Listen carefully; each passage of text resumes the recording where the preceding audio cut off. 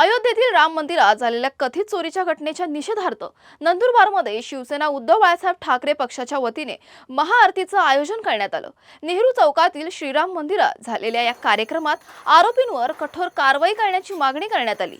यावेळी पक्षाच्या पदाधिकाऱ्यांनी सरकारने या प्रकरणाची सखोल चौकशी करून मंदिराची सुरक्षा अधिक मजबूत करावी अशी मागणी केली आहे। तसेच जिल्हा प्रमुख पंडित माळी यांनी सरकारवर टीका करत या प्रकरणी निष्पक्ष चौकशीची मागणी केली आहे। दरम्यान या आंदोलनात शिवसेना उद्धव बाळासाहेब ठाकरे पक्ष, युवा सेना, महिला आघाडीचे पदाधिकारी आणि मोठ्या संख्येने रामभक्त सहभागी झाले होते। आंदोलनादरम्यान सरकारने तातडीने दोषींवर कठोर कारवाई करावी अशी मागणी करण्यात आली।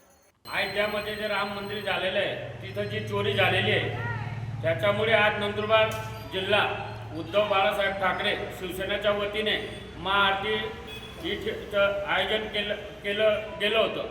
पण आज ज्या भाजप ज्या रामाच्या नावाने दिल्ली सरकार आणली, रामाच्या नावाने हिंदू लोकांना जागृत करून यांनी सत्ता आणली, पण ज्या नावाने आले त्याचंच संरक्षण करू शकत नाही।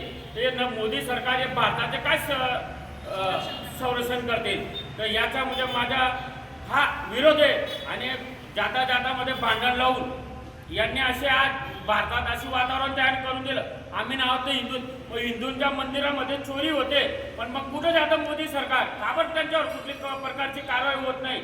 आज लोकांनी म्हणजे जी कोटी रुपये मदत केली आहे आणि पहिल्यापासून जेव्हापासून अयोध्याचं प्रकरण आले तेव्हापासून लोक मदत करत आलेले आहेत अयोध्येला।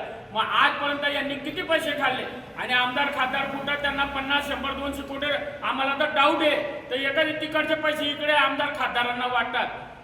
असे असेल तर आम्ही आज हिंदू म्हणून सांगतो, हिंदू म्हणून ही हिंदूंची सरकार नाहीये, ही फक्त व्यापाऱ्यांची सरकार आहे। आणि असे असेल आमदार खासदार यांना आम्ही आज महाराष्ट्रात फिरू देणार नाही। या हिंदूंच्या नावाने लूटमार करतायत।